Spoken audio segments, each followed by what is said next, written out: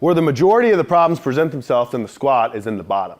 Most lifters, self-taught, can't find depth or think they can't achieve depth. And so the very first thing we want to teach Ray is where that bottom position is so that he knows. So we'll start, you can come forward a little bit, face me, put your heels kind of outside your shoulders a little bit and your toes out about 30 degrees, just like that. This is kind of your squat position. We may tweak it, but this is pretty much it. So his heels are aligned, right? A lot of people, self-taught, you'll end up in a staggered stance on accident. Maybe this femur's shorter or something, but about aligned, and his toes are out a little bit. Now with your hands together like you're gonna pray, because you are going to pray that I don't kill you today, just squat down and take your elbows and push your knees out and squat down. You put your elbows inside your knees and push out. Good. And lean over just a little bit, right there. Okay, so this is the bottom position of the squat. Actually pretty good for a big tall guy. His hip crease, right, where his pants kind of bunch up here, is just beneath the top of his kneecap, and his knees are tracked out over his toes. He's also very horizontal. A lot of people picture the squat upright. He's leaned over. His eyes are down, and from this position, just push your hips up and stand, just like that. Good. So when we squat, you can relax for a second, keep your stance. When we squat, we want to use as most muscle mass as possible. So we can squat how most people do with the bar high up on the back. But if you think about what the squat is, it's me going down and coming up without falling over, right? So if I put it high up on my back, and then there's some load up there that's somewhat significant, in order to not fall over, I have to keep a very vertical back angle in order for the bar to stay over the middle of the foot. Where's my balance point? The middle of my foot. I mean, if you just all stand here, put your hands by your side, right, and just start to lean forward, as you get off your balance point, right, you hit the point where you're going to fall over. Same thing when you go back. If you put a load on your back, that increases. So today, for most of you, assuming we can all get into position, we're going to put the bar low on the back. And the reason we do that is so that when we squat, we now have to sit back and lean over. The reason I would want to sit back and lean over when I squat is kind of twofold. It's a bunch of reasons, but the two main ones are, one, if I sit my hips back, I put less pressure on the knee. Doesn't mean that high bar squatting is bad, but look at the demographic here. Most of us are, over 35, some of us even further north, and we're just lifting for, I said most of us, we're just lifting for overall health. And so we don't want to injure anything. And so not to scare you from the high bar squat, but the low bar squat puts a little bit less pressure on the knee and loads more of the hip. The other reason why we would want to load more of the hip is I have a whole lot more muscle mass back here, the junk in the trunk, my glutes, my adductors, my hamstrings, my quads, than I do forward of it. So I want to load the hips. So we're going to go down again, Ray, hands back together. Yep, sit back, knees out. And because he has so much muscle mass here, we want to lead with this. This is what we call his hips or hip drive. So I'm just going to put a little pressure on his sacrum here. Now drive up against my hand and stand. Good, all the way up. And so Ray's a great example. It's almost like I cheated in picking you because he led with his hips. Most people that have never been taught before are going to go down to the bottom and they're going to bring their chest up because they want it to be over, right? That's another reason that we look down at the ground. One of the reasons is can kind of help with balance. If I fixate my eyes on something at the ground, it's easier for me to stay in balance. But a real big reason is if I crank my neck up out of the bottom like this, right? Like everyone's, maybe coach told them, look up to go up, or you see on the internet, they crank up. The tendency is to bring the chest up and not use the hips. Where does he have more muscle? Here or here? Down here. So we want to do the hips. So go back down again. Knees out. We'll do it one last time. Drive apart against my hand and stand. Go ahead. Very good. Just like that. So hip drive. So today, if your coach is telling you stay in your hips or lead with your hips, what they're saying is they say stay in your hips is maybe you're going hip drive and then becoming all chest and you're like opening up like a clam. Or maybe you're leading with your chest and they're trying to get you to drive your butt up. And they may say it to you different ways based off how you say stuff, right? Or how you interpret stuff. They may say lead with your hips, it does nothing. And it's like, Thomas, push your ass straight up to the ceiling. Boom, he has hip drive all of a sudden, right? You never know, different things will work for different people. Okay, so now we're gonna add in the bar.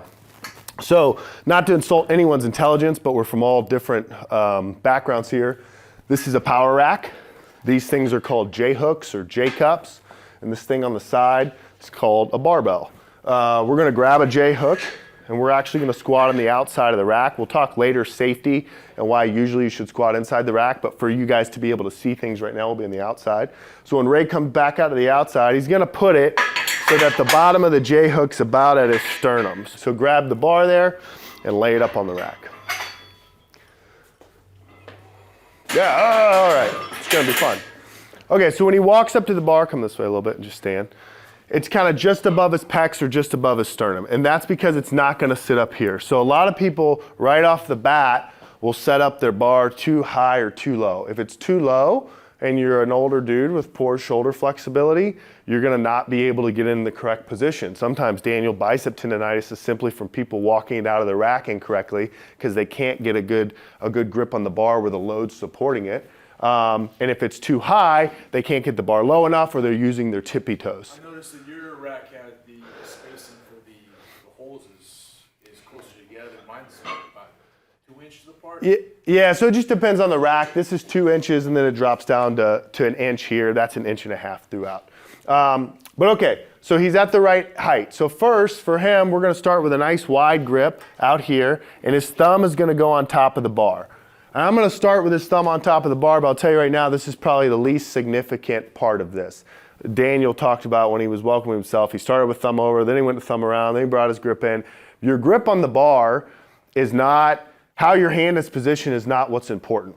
What's important is that the load is on your back. I'm not carrying the bar in my hands and holding it up. The bar is resting on my back. My hands are just kind of like clamps. But if we can, in a perfect world, we want our wrist neutral and our thumb on top of the bar like this. That should be the best way to accept the load on the back. But if someone's super tight, that no wrist extension might not allow them to get the bar down far enough. So there can be variations to it. So on his back, he's got scapula right here. They're two little bones that kind of float and muscle and fascia. They're not connected to anything. They're what allow your shoulders to move around. On the lateral edge here on the outside, there's a little thing we call the spine of the scapula. So everyone kind of take your right hand, reach up over your left shoulder, and on the outside edge, kind of feel that bony ridge. And a coach, if you can't find it, can help you right there, that part there. You're right here, right there, that little bony ridge, yeah. A little bit higher. And assuming you all have decent shoulder flexibility or mobility or whatever you want to call it, that's where we're going to sit the bar, just down there, because that's going to be the position that requires that horizontal back angle and you to sit back into the squat. So here's Ray's position. He's going to duck underneath. We're going to try to get the bar right there. Good. And a little bit lower right there. Good. His shoulder blades, you can see he already retracted them together. That's excellent. So he has a nice upper back here. His delts are kind of serving as a little shelf for the bar. He's able to maintain that neutral wrist position, which is good. He walked forward just a little bit more. So when you step a squat out, you're going to step it out right from underneath the bar. You're not going to be out here like this, right there. And then just go ahead and stand up and take a step back. Good. Look down at your feet. Get the same stance we had before. Bring your heels in just a tad. Leave your toes where they are. Toes out a little bit more. Good. So this is his squat position. He's got his rack set up. Same thing we did without the bar, except you're not going to stop at the bottom. And you got to actively push your knees out because your elbows did it for you before. You're going to look right where the concrete meets the wall. Take a breath of air in and hold it. Sit back, lean over, and squat. Knees out, knees out, knees out, and come up. Good. Widen your stance just a hair. And think about taking all of your butt and putting it behind your heels in the bottom. Go ahead. Sit back. Lean over and hips up. Good. This time, don't stop at the bottom. Good. Keep your hips back on the way up. Think about being in balance over midfoot as best you can. Good.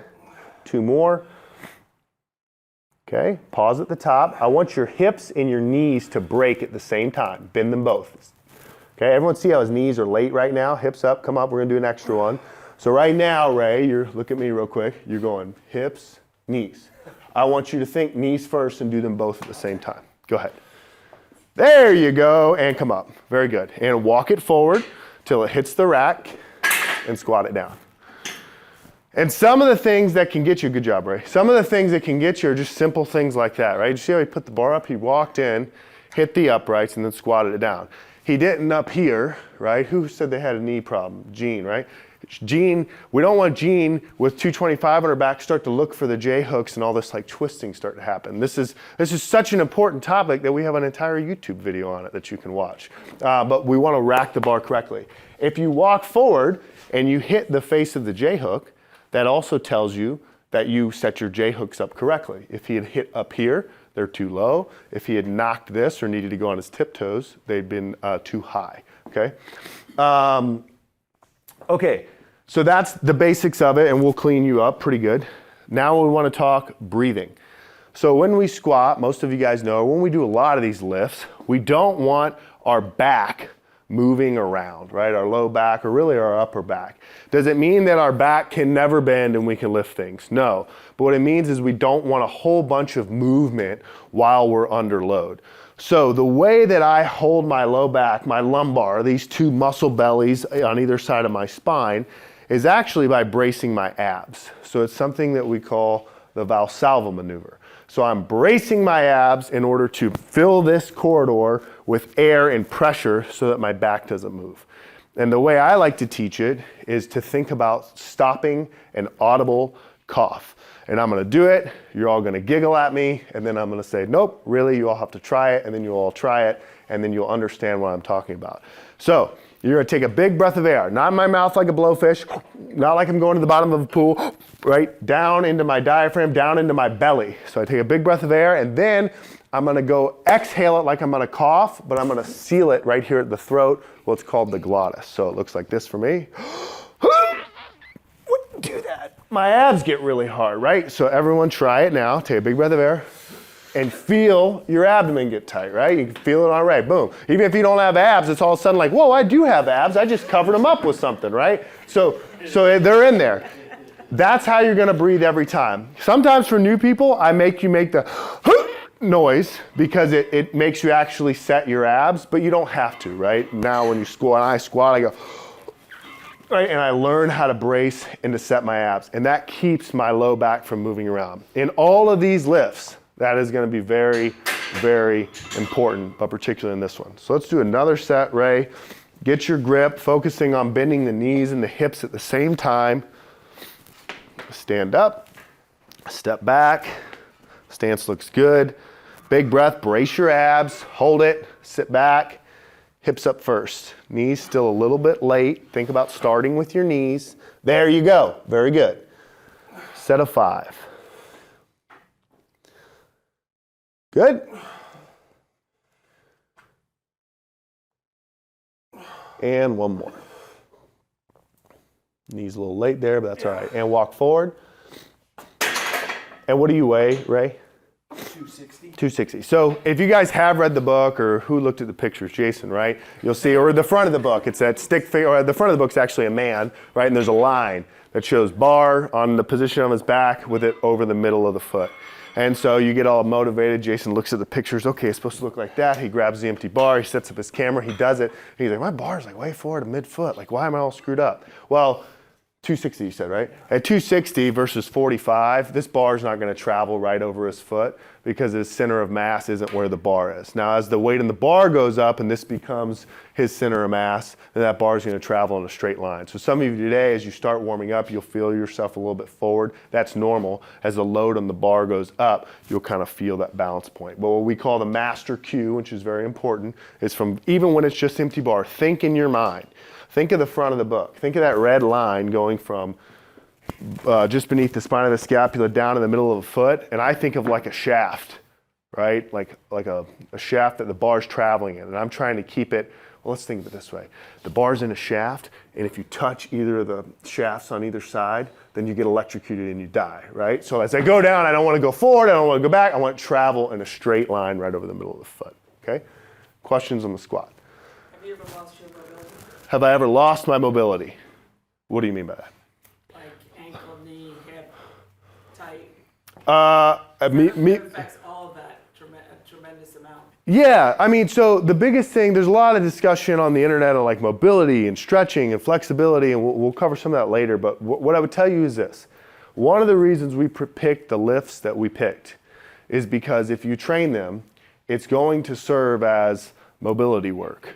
It's going to serve as stretching, right? If I'm here with my toes out, sitting my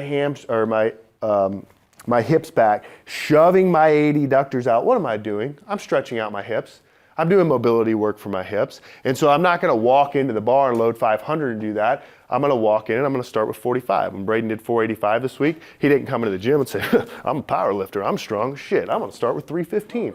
No, he tied his shoes like you did. He got a 45-pound bar and he started working his mobility or his flexibility, whatever you wanna call it. Does that answer your question? Kind of, yeah. So I mean, you may have injuries or things happen to you that change range of motion, right? That's the biggest problem we see in barbell training is people get something that hurts, and so they go to squat the way I just taught you, and they can't, right? And yeah, right? Yeah, or just through life. They go to squat the way that I just taught you, and they can't, so they go, well, I can't squat. And the answer would be, well, no, let's find what in that range of motion hurts. Or let's say barbell tendonitis nonstop. Maybe he's a sissy bar or a safety squat bar guy for a while, right? He's not a sissy, right? Maybe he's a safety squat bar guy for a while because we still want him to get strong. Will we like him to have the range of motion to do all this? Yeah, but if his bicep tendonitis is so bad that he can't bench press after or can't squat his 315, you want to make it. The thing I want you to leave with today is really the only time you don't lift is if you have a fever. All other times, really, you should lift. I don't care how bad your back hurts. I think you say if you're dead. Or if you're dead, yeah. Well, you can't lift then, but you can't make that decision anymore, right? But seriously, all other times you should attempt to lift. Your back hurts, come into the gym because movement always gets better. That's not just a sales pitch because I own a gym. I want you in here. It's just the truth. We've seen it so much. What happens in this gym, right? John's a member. He's making all this progress. He goes to pull a deadlift, and he tweaks his back. He hurts, and Braden's trying to convince him, hey, come back tomorrow, we're gonna do this rehab drill. He's like, yeah. He walks out. All of a sudden, he pops up on our 2-week list where we haven't seen him for 2 weeks. And we emailed John, where you at? Yeah, I tweaked my back with Braden, he's a crummy coach. Tweaked my back, and I went to the chiropractor. He told me not to lift for 6 weeks. Cancel my membership, I'll be back, right? And John never comes back, because once you take that answer as, I have an excuse not to train, it's over, right? And that's not me doom and glooming you again, it's just the truth. We see it, right? So take that away now. We'll cover pain stuff later, but if something hurts, you gotta lift anyway.